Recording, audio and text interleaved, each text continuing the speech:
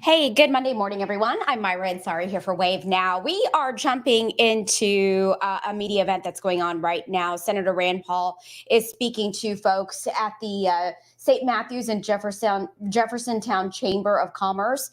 And he started talking just a few minutes ago, but let's listen in. Incidentally, is the same budget we vote on. We don't vote on all the spending. Most of the spending is on autopilot. Social Security, Medicare, Medicaid, food stamps, all on autopilot. We vote on the budget, which is half military and half non-military. It's called discretionary. 1.5 trillion, that's what we vote on. That's a deficit.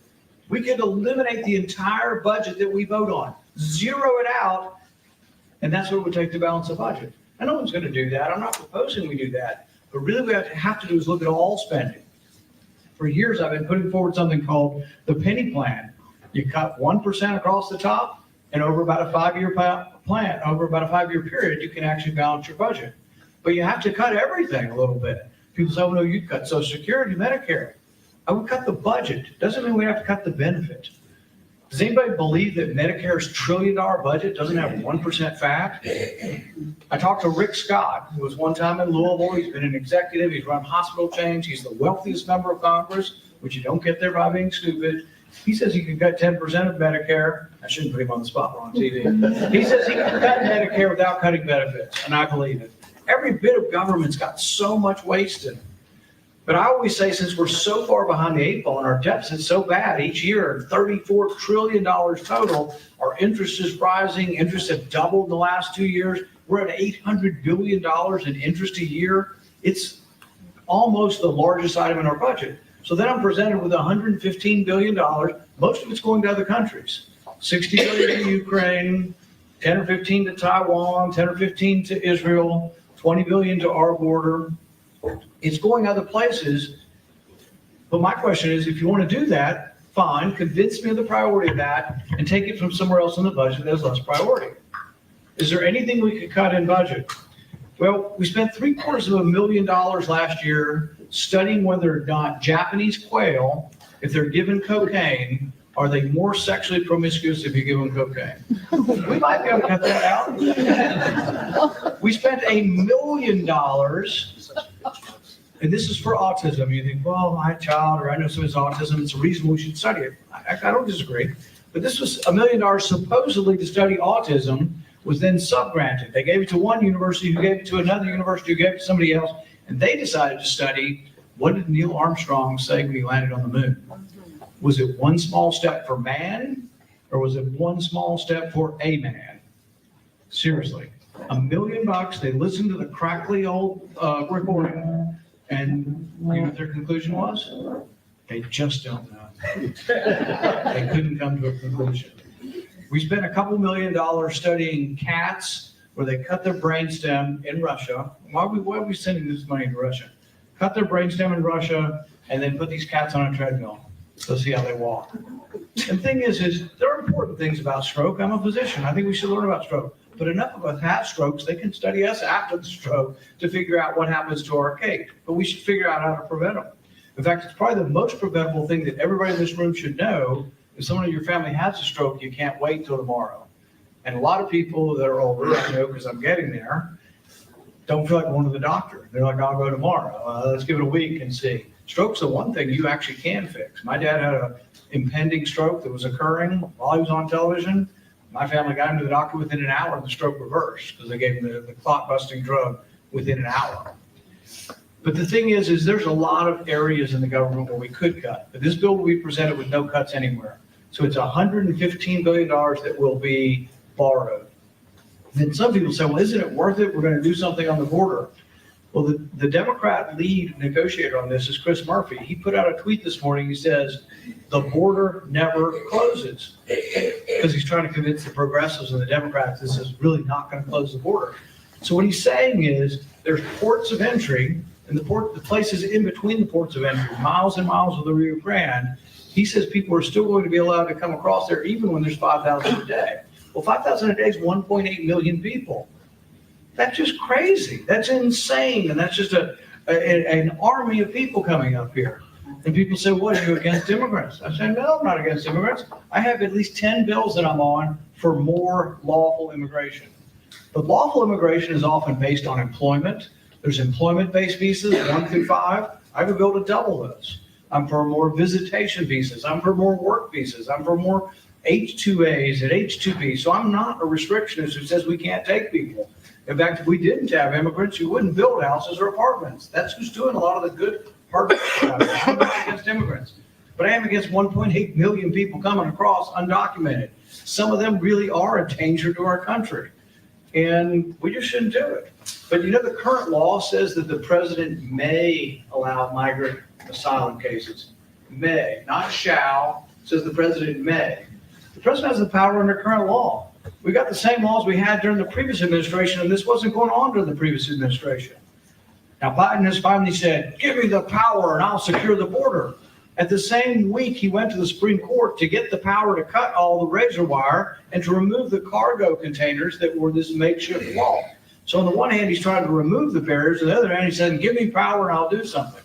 I don't think it will do it, but even if it were the best border control bill in the world, if it's spending $115 billion and putting us further in debt, I think debt's our number one threat. It's the number one threat to our national security, and I just can't be for it. So we have to do something. And ultimately, it does involve the entitlements. It's been part of my frustration with former President Trump. He attacked DeSantis, he's attacked Nikki Haley and others for saying we have to do something about Social Security. And I remind people, when I first ran for office, and I'm still saying it, we have to raise the age of Social Security. Particularly for, I used to say me because I was younger then, but it's really even younger than me. And it can go up very gradually. We already did it once. Most people don't even remember it. In 1983, it went from 65 to 67. A lot of people think it's 65 unless you're close to 65. You know it's not 65, it's 67. But we're living longer, and you've got two choices. You can either raise everybody's taxes dramatically, which will make it harder on the working class to get along, or you can gradually raise the age a little bit, and it fixes most of the problem. We could do it to Medicare also. There still would be an option for getting it at a younger age, and it's just a trade-off. You get more money the longer you wait. People think, well, that's outrageous, that's terrible, we should take entitlements off the table. But if you do, you're not a serious person. You can't balance the budget. You remember when McCarthy was the speaker, it was short term, but he was negotiating with the Democrats and they did the deficit deal and he said it was so conservative. And then he got criticism from the right, from conservatives, because it didn't do anything to the debt. The debt still got worse. And he said, well, what do you expect me to do? You only allowed me to negotiate over 15% of the budget. And he's right. Entitlements 2/3 off the table. So you're left with 1/3 of the budget. We're only negotiating over 1/3. Half of the third is military. They took that off the table too, and they said, well, the military's going up at 3%. So entitlements are going up at 5 to 6%. That's 2/3 of spending. Of the remaining third, half of that's a sixth. The sixth that's military is going up at 3%. So entitlements up at 5 to 6%, military's up at 3%. This is part of the debt deal. And then all we were left with is a sixth, about 16% of the budget. That's what we're negotiating over. You can eliminate that, and you don't even get close to helping in 1 year. And nobody's proposing eliminating things. It's also why we have to look across the board at everything, but including entitlements, because you can't eliminate enough in the discretionary spending.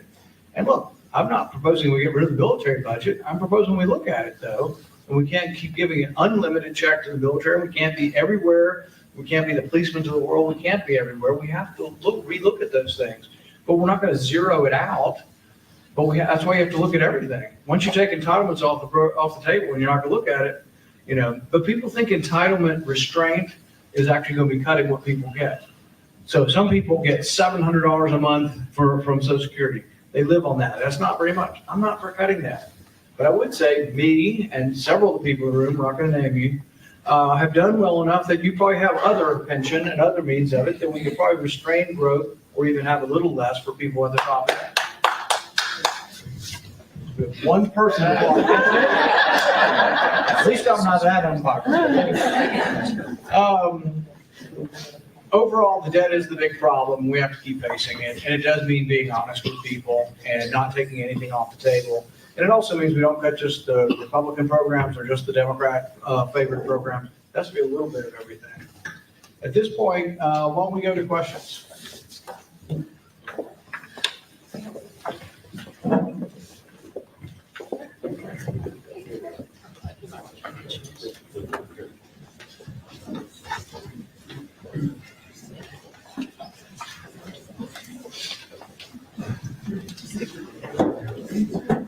What's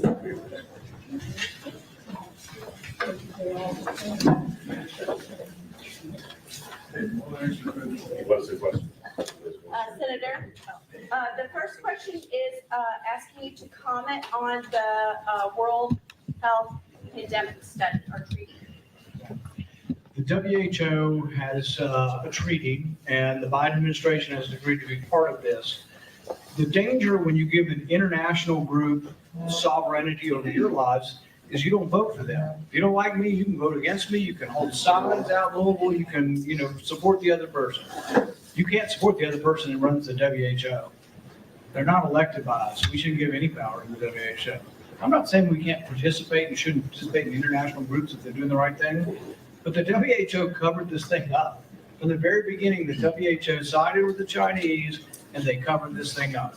The Chinese lied from the very beginning. And I'm not a China basher, but on this, they lied about everything from the very beginning.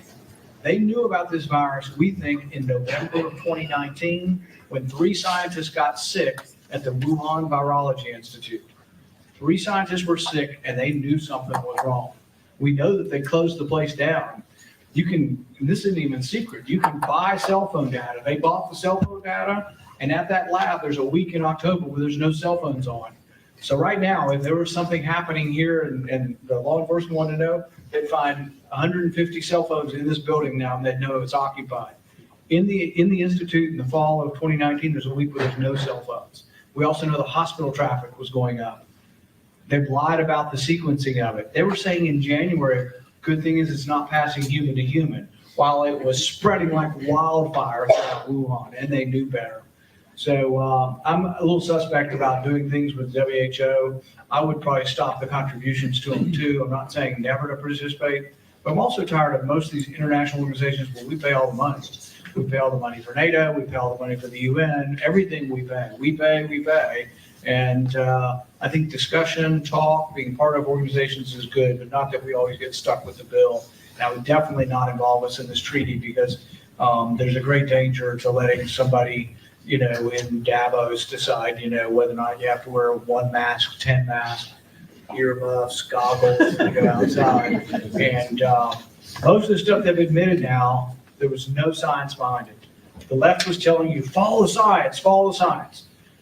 The Cochrane analysis looked at masks. 78 randomized controlled studies, none of them showed a benefit from masks. You had states like California where everybody had 4 masks on. States like Florida, they didn't have any masks on if they were at the beach. I had my 92-year-old and 88-year-old in-laws with us down there because they insisted on traveling through this. The results were the same, with or without masks. You had school districts where they wore masks and school districts where they didn't. The results were the same. The death curve and incidence of infection in California versus Florida, the same, with radically different. Almost nothing we did worked.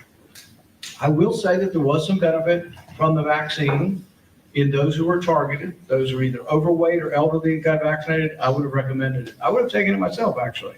I'd already been sick, and so I believe in immunity. I didn't take it. I got nothing but grief from all these people, but it turns out, you know what's better than the vaccine? About 10 times better than the vaccine? Being infected. Now, that's not an argument for infection, but I didn't have a choice. Most of us didn't have a choice, and most of you, after your 2 vaccines, got infected at least twice again. But they should be honest with us, and here's the information I want to know. Say you're in the middle. You're not really completely against the vaccine. You got 2 vaccines. You've had COVID twice. What is your chance, if you get COVID again, of dying or going to the hospital? That's what you want to know. Should I get another vaccine every 3 months if I've already had it twice and I've been vaccinated twice? They were not releasing the information. They're not even counting whether you've been infected.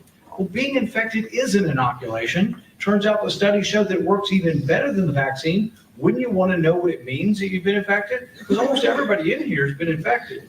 And if you raise your hand saying you haven't, you just don't know it, but you probably were infected. I had almost no symptoms. Some people had no symptoms. But I'd be very careful on the international groups. And WHO, I'm not a big fan of. I think we're going through somebody reading it back here. I got another one right here.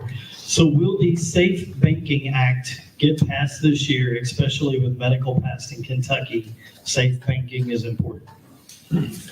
I support the Safe Banking Act. The Safe Banking Act allows banks to hold money from businesses that are legal in their state. So we have like 14 or 15 states that have legalized marijuana.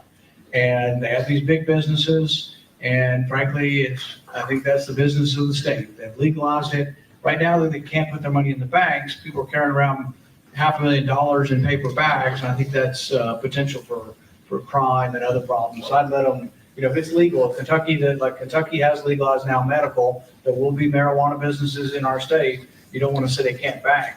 They've also had trouble using credit cards too. There's also a tax issue that I'm for fixing as well.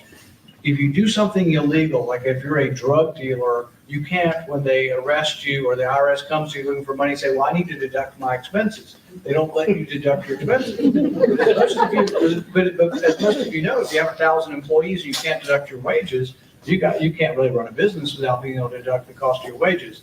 So for a legitimate marijuana business that has 1,000 employees, the IRS still doesn't let them deduct their wages. So it's a real problem, and those laws need to catch up. But it's tricky because in some states it's completely illegal, in some states it's completely legal. But I think for the most part, the states make these decisions. Once the states made the decisions, I'm for allowing banking to be open to anything that's legal. Okay, along this same line is another question related. Will the 2024 Farm Bill increase the Delta 9 THC limit to 1%? That's a good question, and I don't know the answer. The Farm Bill was due to expire last year, and it's been extended for a year. We've been active a little bit, and some of this has to do with the hemp space of growing hemp. And I've been for growing hemp. We used to grow a lot of it in Kentucky, and I think there are other uses we haven't got into that may make it more profitable. They use it mostly for the oil they get out of it now, but there's another type of hemp plant that grows very tall and has a stalk that could be used like you can make like particle board out of it. And I would love to see where we get it, where we're making some of the parts for cars. Some cars are made from a plant called Cannabis, the dashboard is. Wouldn't it be great if we had farmers making stuff that fed into our auto industry? And some of that has to do with the definitions of what is legal and the THC part of it. I also think it's a mistake to have farmers testing their crops. What I would do to farmers and say, if you're a legitimate hemp farmer, you just have to have a certificate saying I bought my seeds from hemp seed company. And I wouldn't test the plant at all. Because once you get the plant, they distill it, kind of like they distill alcohol. And distilling, you're taking water off. So you can take something that's 1% THC, and if you take all the water off, now it's 10% or 20%. You can make anything you want in the distilling process. And the only thing being sold or consumed is what's been distilled. I would just test the distillers. And so the law is it has to be less than 1% or 3% or whatever the number is on each of these ingredients. I would just do it at the distillery, not at the farm plant. Because the problem with the farm is sometimes you get a plant that's like 3% or 4%, and the rest of the plants are, 0.5%. They make them plow under the whole crop, which makes it sort of uncertain for the farmer as to how to grow this. And hemp hasn't been as big as some of us had hoped it would be, but it still may be over time. But I'm for doing anything to allow hemp to prosper. One more related to this topic, and then hopefully we're going to put some money. The Hemp Association goes. Kentucky is trying to implement a fee of $200 per SKU on adult use of cannabinoids. Sorry.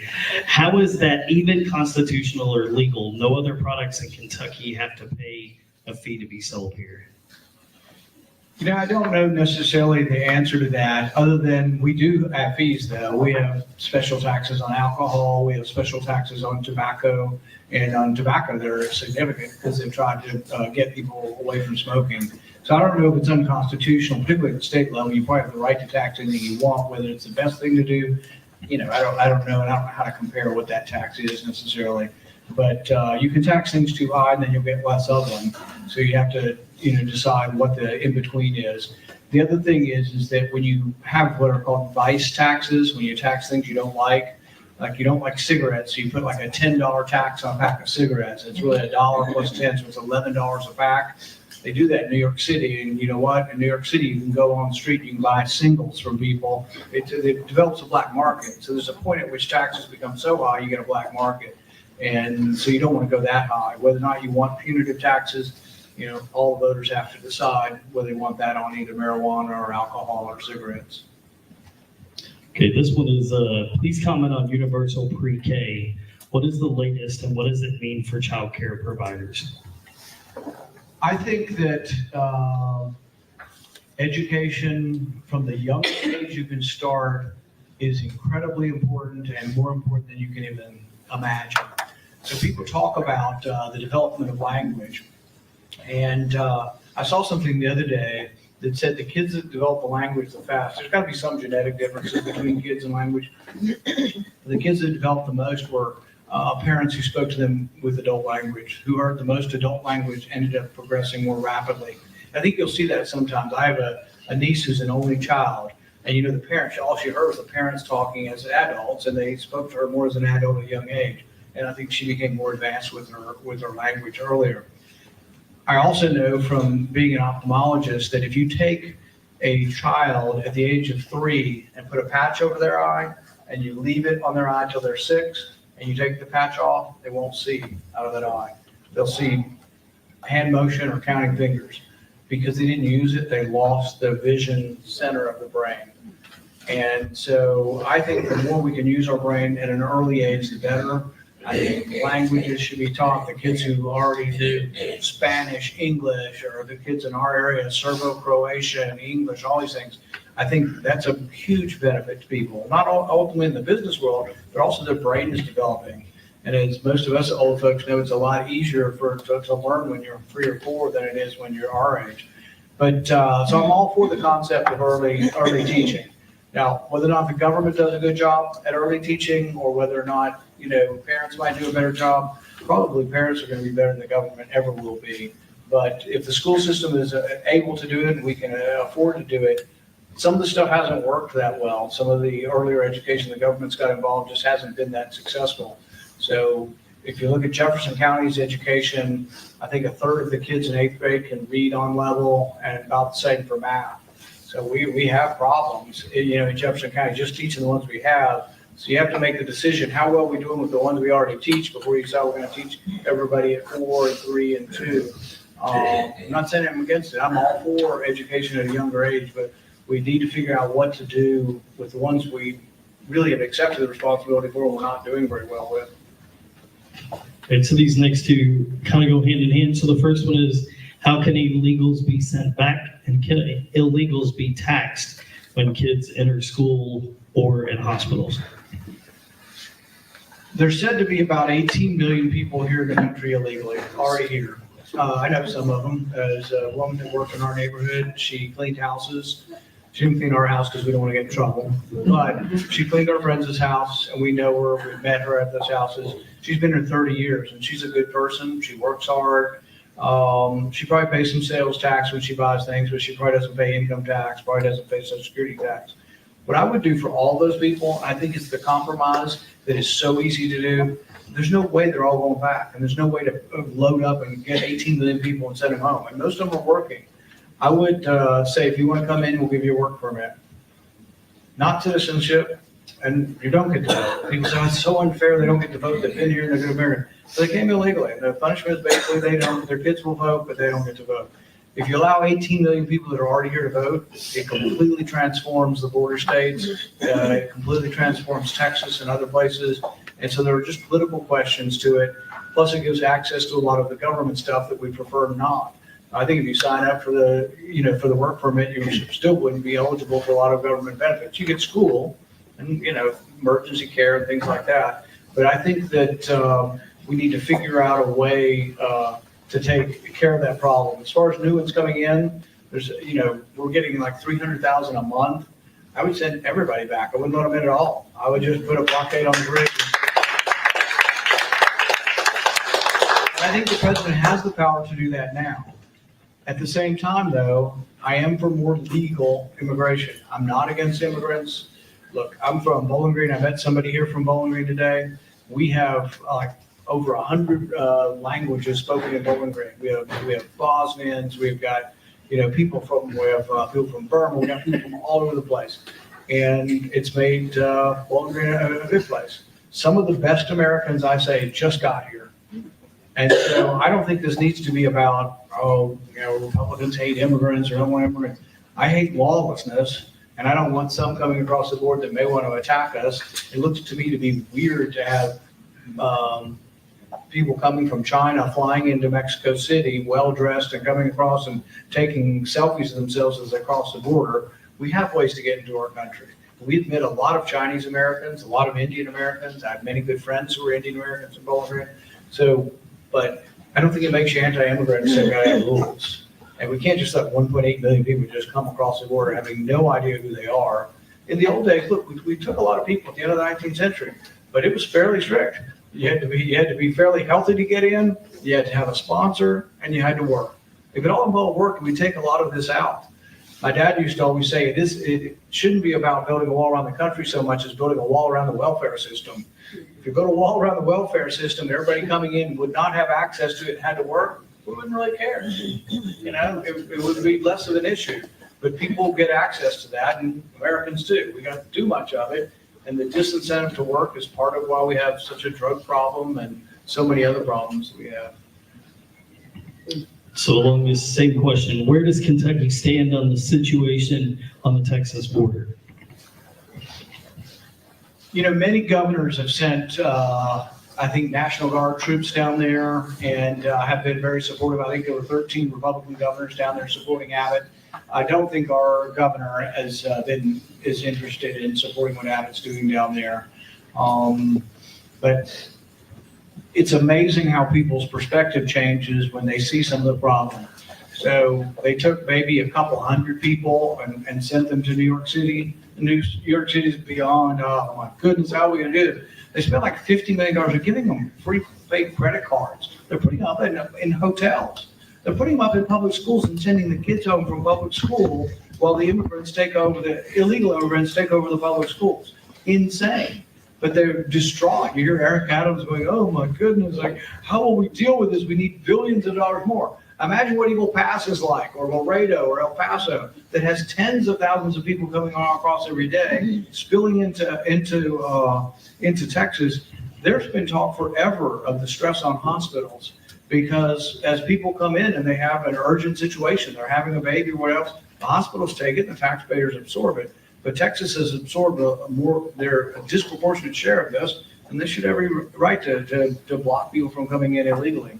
And it's a bit of a standoff now. You know, Texas has taken over a couple of the parks there at Elizabethtown. At park, I can't remember, near Eagle Pass. But anyway, I don't think our governor's been supportive or that vocal on the Texas issue. Mayor Tanini's here. Mayor Tanini. Mayor? Thank you for coming. So 2 more questions, and then I believe we need to wrap up. So our first question is, Mike Johnson is proposing $17 million for Israel only.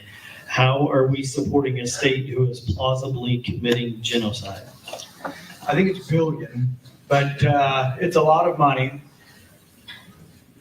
One of the first things he did when he became speaker was he put a bill on the floor. It was $14 billion for Israel, and it was paid for by taking the money, extra money that was being given to the IRS by the Biden administration. It's the first time we've actually done foreign aid that was paid for by taking it from somewhere else in the budget. And I was proud of it. I'm a little less proud of him now, though, because he is going to offer it next week unpaid for.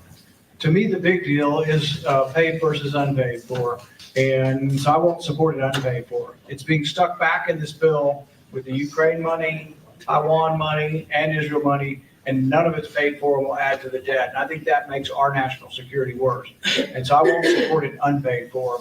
And I think ultimately it's still unknown what's going to happen with this. This week we'll decide. We have 48 Republicans. If 41 Republicans refuse to get on the bill and vote no, we won't get on the bill. But to some, to Senator McConnell in particular, the most important thing to him is sending more money to Ukraine. And so we'll see what wins and whether or not he can get 10 to 12 Republicans to vote with all the Democrats. All the Democrats are for all foreign aid all the time, unpaid for. And it may sound like a partisan statement, but that's the truth. All foreign aid, really to both sides. They'll give it to Israel and to the Palestinians at the same time. In fact, they'll justify giving more to Israel by giving more to Palestine as well.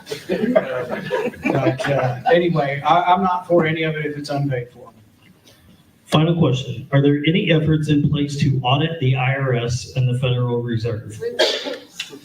Yes, on the Federal Reserve. My dad introduced the bill about 20 years ago. I've continued to reintroduce the bill on auditing the Fed. And this time, I think we got more votes than we've ever had. I think we were in the 40s, and we might have gotten one or two Democrats. Before, we've gotten Bernie Sanders sometimes, and we might have gotten another one. But I think sunlight's good for all of it. I think we should audit the Fed, the IRS, the Pentagon. The Pentagon says they're too big to be audited. And no matter who you are, whether you're in the military and how pro-military you are, we shouldn't pay $500 for a toilet seat or $300 for a wrench. And that still happens. Just recently, some of the stuff we sent to Ukraine, 40 million of it was stolen. Now, I've been asking for an inspector general to look over the money. This is more money than we've ever given to anybody, ever. Over $100 billion. There is no special inspector general for Ukraine. And I tried to introduce, we had a guy in Afghanistan, and he had a team of 100 accountants and economists, and he didn't stop everything, but he found a lot of the waste that was going on and tried to nip it in the bud in Afghanistan. I wanted to appoint him for Ukraine. He's already got a budget, and I couldn't get a majority vote. Thank you all for coming.